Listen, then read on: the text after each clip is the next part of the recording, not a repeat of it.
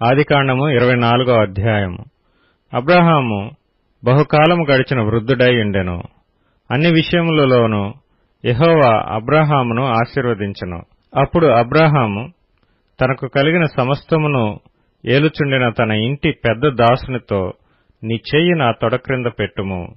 నేను ఎవరి మధ్య కాపురమున్నానో ఆ కనానీయుల కుమార్తెలలో ఒకదానిని నా కుమారునికి పెండ్లి చేయక నా స్వదేశమందున్న నా బంధువుల యొద్దకు వెళ్లి ఇస్సాకును నా కుమారునికి భార్యను తెచ్చునట్లు ఆకాశము యొక్క దేవుడును భూమి యొక్క దేవుడునైన యెహోవా తోడని నీ చేత ప్రమాణము చేయించెదనెను.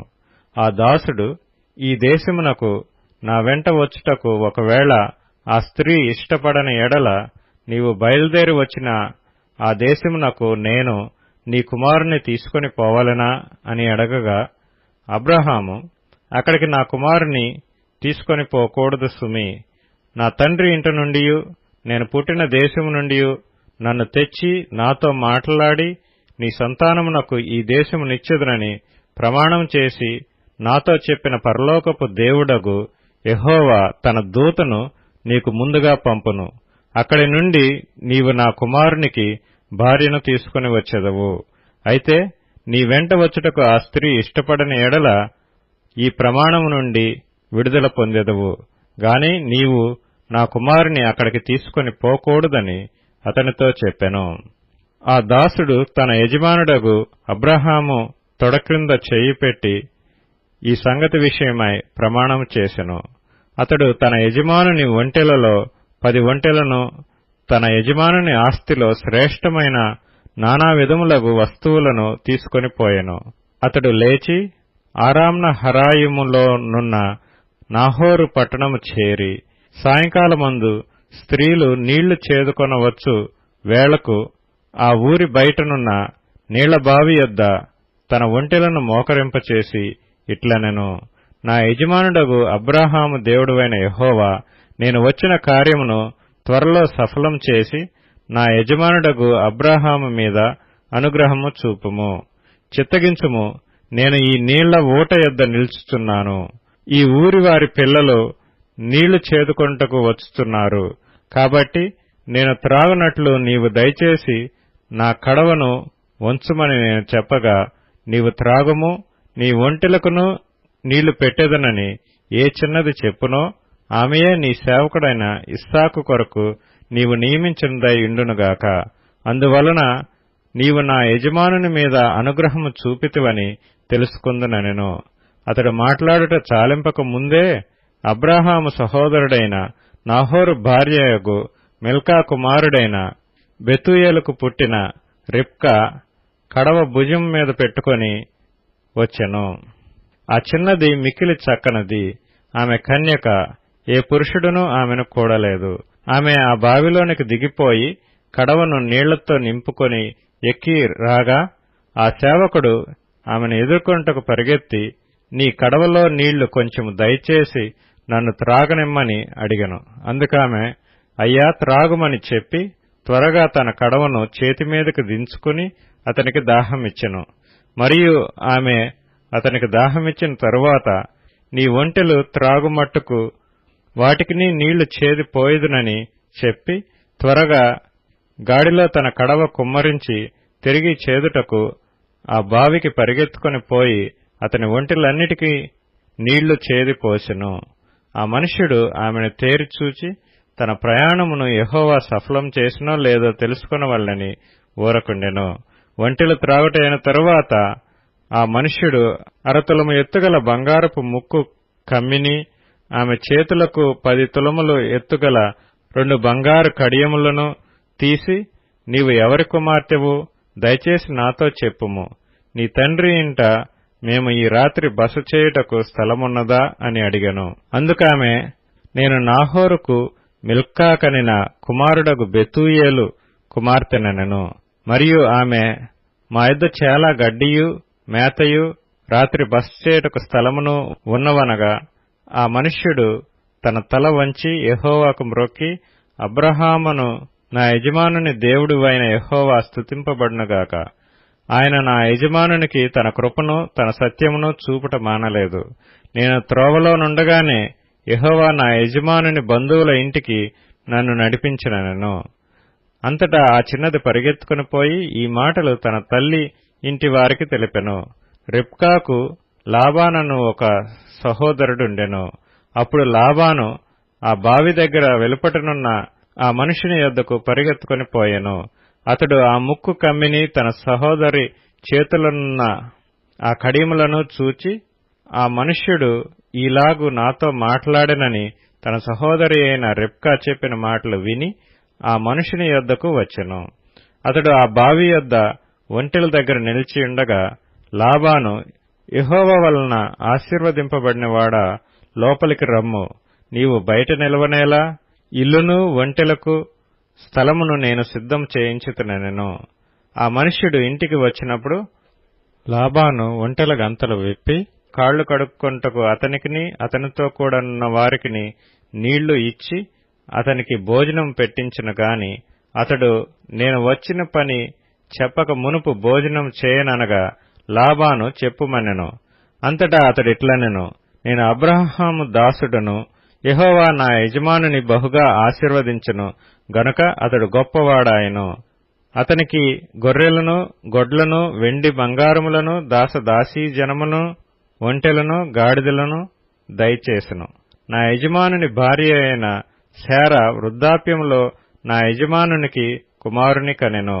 నా యజమానుడు తనకు కలిగినది యావత్తును అతనికిచ్చియున్నాడు. మరియు నా యజమానుడు నాతో, నేను ఎవరి దేశమందు నివసించుచున్నానో ఆ కనానీయుల పిల్లలలో ఒక పిల్లను నా కుమారునికి పెండ్లి చేయవద్దు. అయితే నా తండ్రి ఇంటికిని నా వంశస్థుల యొద్దకును వెళ్లి నా కుమారునికి పెండ్లి చేయుటకు ఒక పిల్లను తీసుకుని రావాలనని నా చేత ప్రమాణము చేయించెను.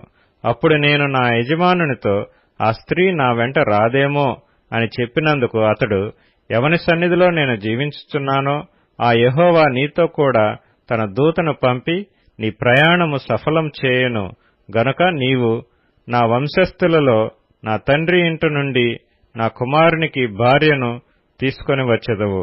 నీవు నా వంశస్థుల యొద్దకు వెళ్లితివా, ఈ ప్రమాణం విషయంలో ఇక నీకు బాధ్యత ఉండదు. వారు ఆమెను ఇయ్యని ఎడల కూడా ఈ ప్రమాణం విషయంలో నీకు బాధ్యత ఉండదని చెప్పెను. నేను నేడు ఆ బావి యొద్దకు వచ్చి అబ్రాహామును, నా యజమానుని దేవుడవైన యెహోవా నా ప్రయాణమును నీవు సఫలం చేసిన ఎడల నేను ఈ నీళ్ల బావి యొద్ద నిలిచియుండగా నీళ్లు చేదుకొంటకు వచ్చిన చిన్నదానితో నేను, నీవు దయచేసి నీ కడవలో నీళ్లు కొంచెం నన్ను త్రాగనిమ్మని చెప్పునప్పుడు నీవు త్రాగుము, నీ ఒంటెలకును చేదిపోయేదనని ఎవతి చెప్పునో ఆమెయే నా యజమానుని కుమారునికి యెహోవా నియమించిన పిల్లయ్యుండునుగాకని మనవి చేసుకొంటిని. నేను నా హృదయంలో అట్లు అనుకొనుట చాలింపక ముందే రిబ్కా భుజము మీద తన కడవను పెట్టుకుని వచ్చి ఆ బావిలోనికి దిగిపోయి నీళ్లను చేదుకొని వచ్చెను. అప్పుడు నాకు దాహమిమ్మని నేనామెను అడగగా ఆమె త్వరగా తన కడవను దించి, త్రాగుము, నీ ఒంటెలకును నీళ్లు పెట్టెదనని చెప్పెను. గనుక నేను త్రాగితిని. ఆమె ఒంటెలకును నీళ్లు పెట్టెను. అప్పుడు నేను, నీవు ఎవరి కుమార్తెవని అడిగినందుకు ఆమె, మిల్కా నాహోరునకు కనిన కుమారుడగు బెతూయేలు కుమార్తెనని చెప్పినప్పుడు నేనామె ముక్కుకు కమ్మీయును ఆమె చేతులకు కడియములను పెట్టి నా తల వంచి యెహోవాకు మ్రొక్కి, అబ్రహామును నా యజమానుని దేవుడైన యెహోవాను స్తోత్రము చేసితిని. ఏలయనగా ఆయన నా యజమానుని యొక్క సహోదరుని కుమార్తెను అతని కుమారునికి తీసుకొనున్నట్లు సరియైన మార్గమందు నన్ను నడిపించెను. కాబట్టి నా యజమానుని ఎడల మీరు దయను నమ్మకమును కనుపర్చిన ఎడల అది అయినను నాకు తెలియచెప్పుడి, లేని ఎడల అది అయినను తెలియచెప్పుడి. అప్పుడు నేనెటుపోవాలనో అటు పోయేదనగా లాబానును బెతూయేలును, ఇది యెహోవా వలన కలిగిన కార్యము, మేమైతే అవునని గాని కాదని గాని చెప్పజాలము. ఇదిగో రిబ్కా నీ ఎదుటనున్నది, ఆమెను తీసుకొని పొమ్ము.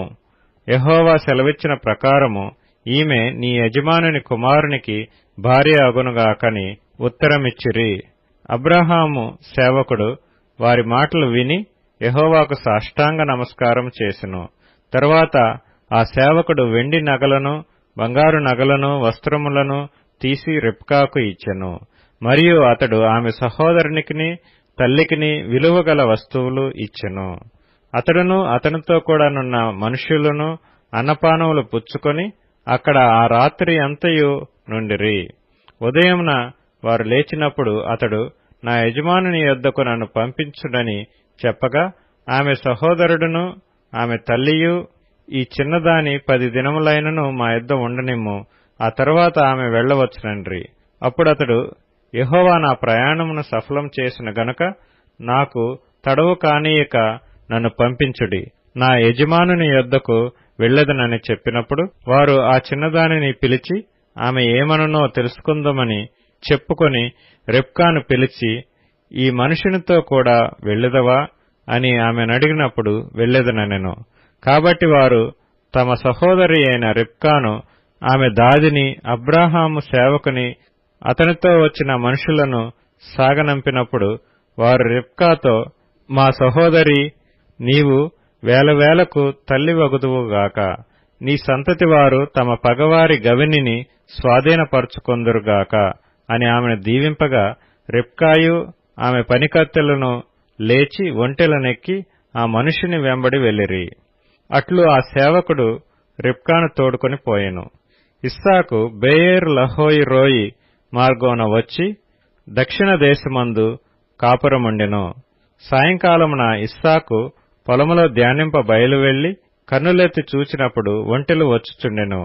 రిబ్కా కన్నులెత్తి ఇస్సాకును చూచి ఒంటి మీద నుండి దిగి, మనల్నెదుర్కొంటకు పొలములో నడుచుచున్న ఆ మనుష్యుడెవరని దాసుని నడగగా, అతడు, ఇతడు నా యజమానుడని చెప్పెను గనుక ఆమె ముసుగు వేసుకొనెను. అప్పుడా దాసుడు తాను చేసిన కార్యములన్నీయు ఇస్సాకుతో వివరించి చెప్పెను. ఇస్సాకు తల్లి అయిన శారా గుడారములోనికి ఆమెను తీసుకొని పోయెను. అట్లు అతడు రిబ్కాను పరిగ్రహింపగా ఆమె అతనికి భార్య ఆయెను. అతడు ఆమెను ప్రేమించెను. అప్పుడు ఇస్సాకు తన తల్లి విషయమై దుఃఖ నివారణ పొందెను.